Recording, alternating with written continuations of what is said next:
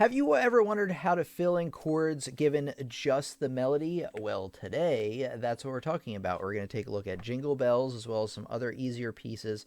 And I'm going to talk to you about which chords to use given those melody notes. So let's get right on to our first topic. Okay, the first thing I want to point out is that we're going to talk about 3 steps to figuring this out. Then we're going to apply them to 3 different pieces. Let's take a look at this first step. Okay, step 1 is figuring out the key signature. So if you don't know anything about the key signature tells you how many sharps or flats there are in the piece. I believe the first 2 pieces we're looking at today both are in the key of C, which means there are no sharps or flats to worry about. So I chose those on purpose to make that a little bit easier. But you have to be careful that if you're in a different key, it's going to change which chords you're going to be on the lookout for. So the first step is to take a look at the key signature. Let's take a look at step number 2. Okay, step 2 is figure out the chords, especially the primary chords. So what am I talking about with that? Well, step 1, right? Figure out the key that you're in. And then what I would do after that is play the scale of the key you're in. So if you know anything about C major, it's from one C to the next C and all the notes in between. There are 8 total notes in the scale. There are really 7 individual notes, but 1, 2, 3, 4, 5, 6, 7, and then, 8 is a repeat of 1. Now, one thing I want to show you is that you can build a chord on any one of these notes. So the first note, you can build a chord on that, second, third, fourth, fifth, sixth, seventh, and then back up to the octave. So keeping that in mind, these are the chords that you can possibly choose from when figuring this whole thing out. And there are 8 of them. 1, 2, 3, 4, 5, 6, 7, 8. The primary chords are chords 1, chords 4,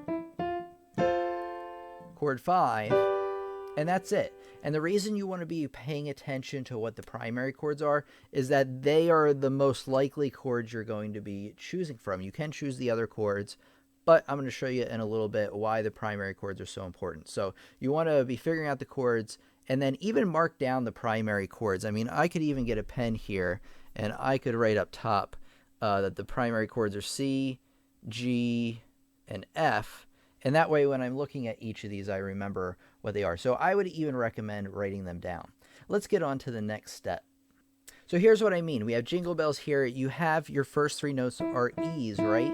So the thing you want to do is you want to pick one of the chords in the key of C with an E in it. So that means you're not going to be picking an F chord, because at least for the type of music we're playing, that kind of chord isn't going to fit.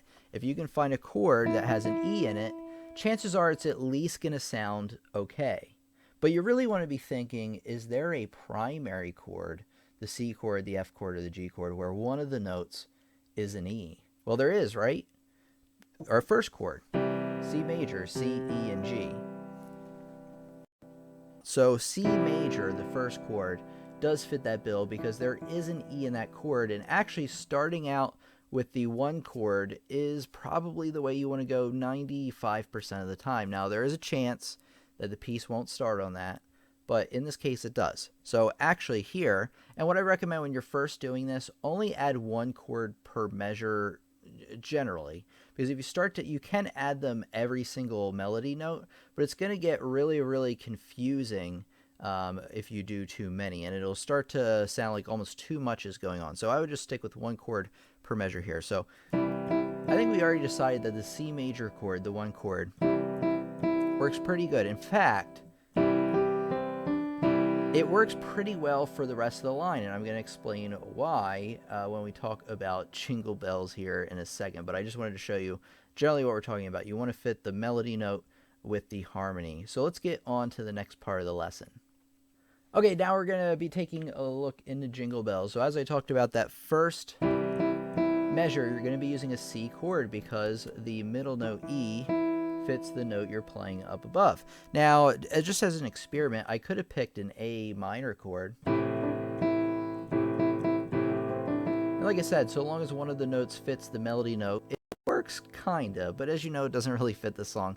It's also not a primary chord. You want to choose your primary chords generally first, and then if it doesn't fit any of those, then look for the other chords as well. You could have picked an F chord, or not an F chord, an E chord, E minor.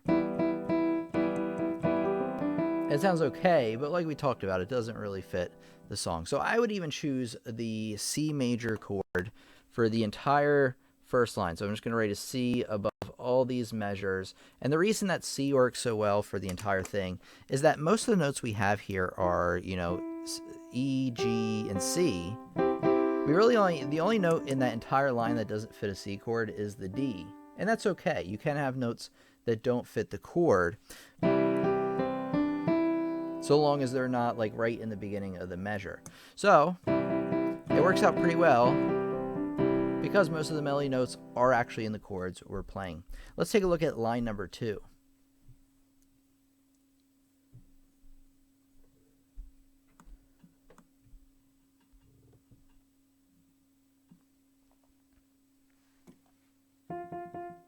Okay, here's line number 2. Now we have 4 Fs right in a row.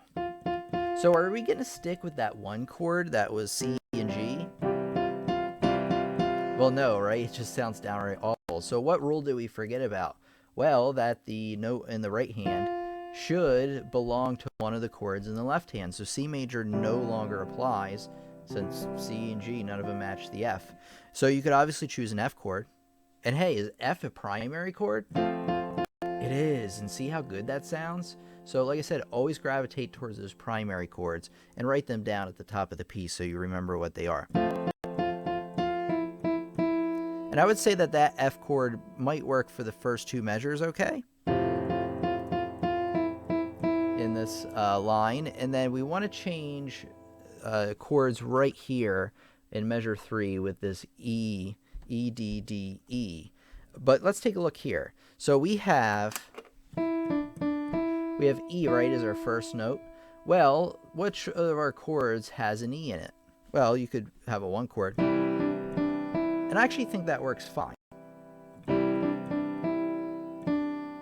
You could have chosen an A minor chord, but that doesn't really fit Jingle Bells. So you want to find what works. You could also use an E minor chord. So once again, I would stick with that. And then for the 1 chord rather, and then for the last measure here, right here, we're going to pick a new chord since we have some new notes to choose from. So we have a D, and actually we have a G as well, but we have a D right here. Are any of the primary chords we have, the C major, G major, F major, do they have a D in them? Well, yeah, which one? Not C major, right? That's C, E, and G. Not F major, F, A, and C, but the G major, G, B, and D does fit. So putting a G major chord there fits really, really nicely. So here's the entire line.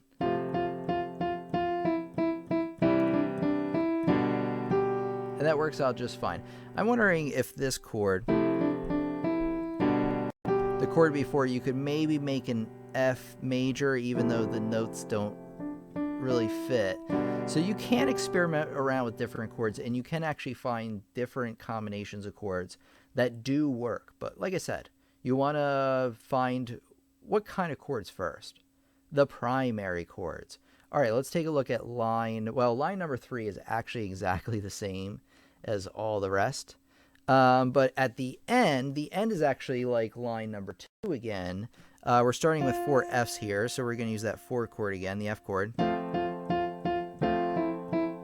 And then what I would do here, in the next to last measure right there, is I would put a G chord down there. So I'm going to write a G right there. So I'm going to put a G chord there. And hey, that sounds pretty good. And then, hey, the last note's a C. Which of the primary chords has a C in it? Well, that's C major chord. And that works just perfectly. And one thing I forgot to mention is while you're doing this along the way, you want to be writing your chords up top, especially if you're new to this. Now, I can keep it all up in my head. But in the beginning, you want to be writing them down. All right, let's take a look at our second example and apply these 3 rules to that example. Okay, example number 2 is Deck the Halls. So let's take a look at this one, another Christmas song, of course. And what rule are we going to abide by first? Think about it. Try to remember it. Go back to earlier in the lesson if you need to. The first rule was look at the key signature. There's no sharps, no flats. So we are actually in the key of C. Yay! So we don't have to worry about any sharps or flats, any of the black keys to worry about. Makes things nice and easy. So our first couple of notes here is G, right? So the first thing, the next step is to do what? Figure out what chords exist in that key. So you start on C, you go up. And again, our primary chords are the same. So you want to, if you're a beginner, write them out. We're talking about a C, we're talking about F and a G, and they are our, it would help if I could spell primary, right? They are our primary chords. Here we go, primary. There we go. Okay, so C, F, and G once again. So we're taking a look at this first note, G. Now, does G belong to any of our primary chords? It actually belongs to two. The C major, which actually, again, when you first start a piece, you're probably going to want to start with that one chord. But we do have another option. You could start with the other primary chord, that G major chord.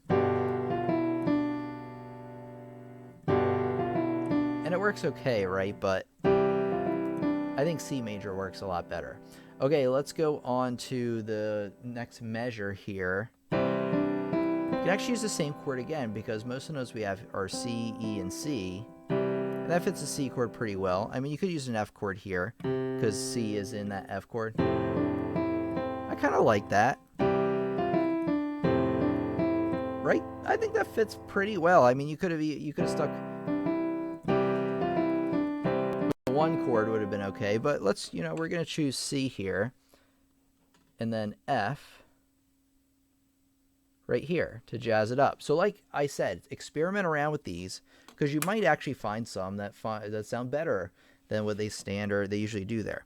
So now in this third measure, we have the fa la la la la part where you have D, E, F.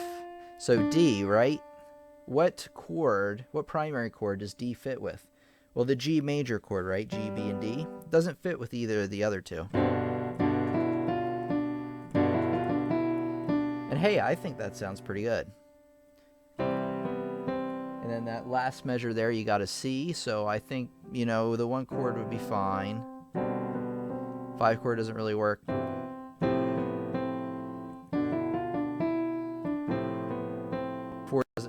Doesn't really work as well. So I think that C major primary chord works well there. And that's really how you want to apply this entire thing to the entire song. And then let's scroll down. I think you're probably getting the idea here. We're going to do this fa la la part with the E, F sharp, and G. So this E right here, does it fit any of the primary chords? Well, it does, right? It fits, which one?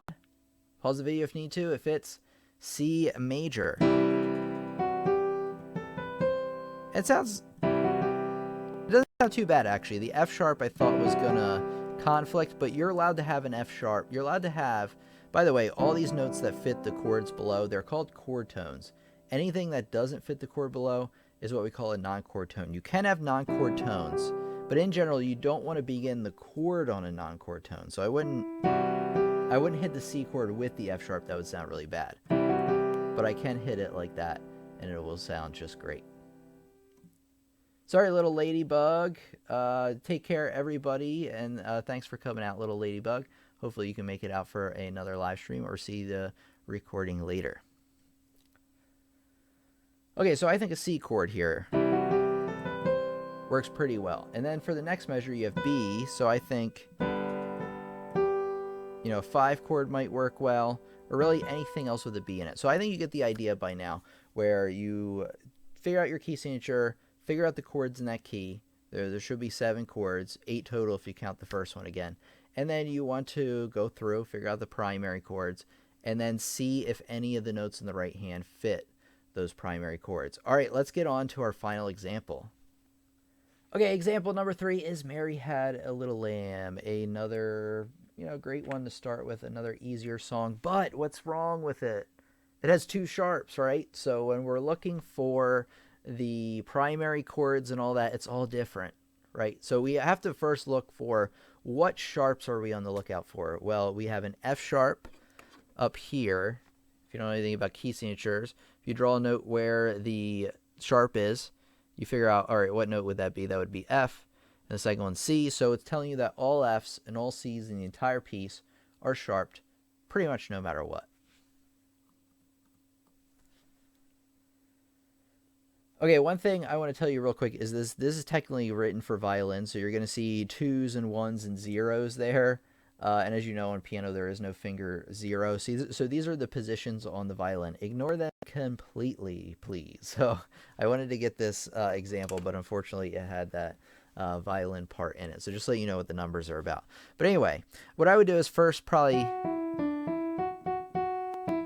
be able to play the melody in the key of D. Basically, we just have to worry about that F sharp there. Now, I want to play the D major scale. If you don't know, it's the same idea as the C major scale where you're playing from one D up to the next D. However, you're going to be replacing the F with an F sharp and the C with a C sharp. So as you come up the scale, you have that F sharp and C sharp. Now we're going to build the chords that we're going to be using. So you have D major, you go up, you have that E minor there. Whoops. You have to be careful here because the third chord has both an F and a C. So one thing to apply to this is that when you're playing the chords up, if any of the notes are F or C, they got to be sharp, just like, you know, in the key signature. So those are all the chords we're going to be focusing on. Now, what are the primary chords? 1, right, which would be D in this case. Remember, changing key changes all the primary chords. What would the 4 chord be? Well, you got 4 notes in the D major scale. You play that chord. So G major. So we're talking about D major, G major, and A major, which has a sharp in it because we got C sharp in the key signature. So what I would do is I would write down the primary chords. So you got D major. You got, I'm blanking here for some reason, G major. And then you got A major. Okay. And then if you need to, if you're not quite as good at these yet, you also want to write down each of the 3 notes that those chords are made up of. So just write down, you know, that D is D, F sharp, A. But only do that if you need to. I'm just going to keep it out because I have a pretty good idea on how to do this already. But writing how the chords are spelled, you know, the 3 notes that make up the chord, can be really useful when doing this. So our next step, what is it? We got the key signature, we got the chords, the primary chords. What's our next step? Our next step is to match up again, we're just going to be putting 1 chord per measure, matching up the right hand note to a chord. Which chords are we going to be looking at first?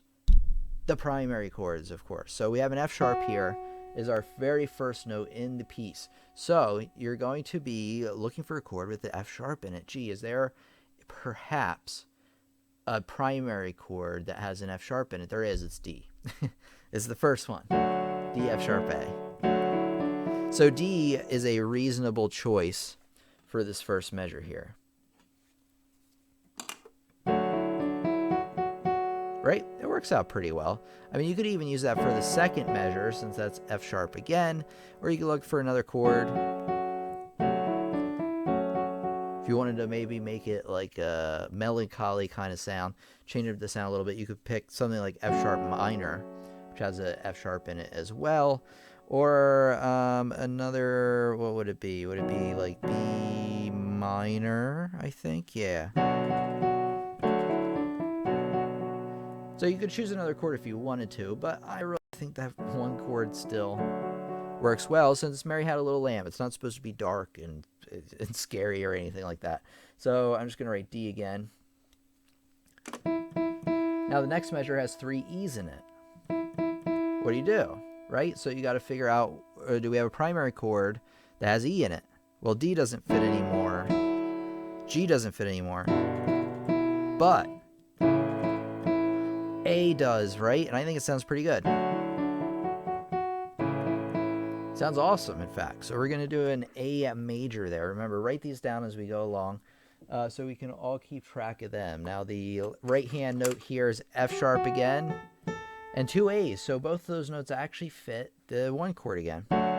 So far we have... I think that works out fine. And once again, if you find something that works better, then go with that. Okay, the next line. Again, we have the same notes, so we're going to use the same chords. In fact, it's almost the same all the way. So you have D and D again for these two. D, D. And then you have 2 E's. And hey, E does fit one of our primary chords. Remember, we used A before. That works pretty good. And back to 1 since we have 3 D's at the end.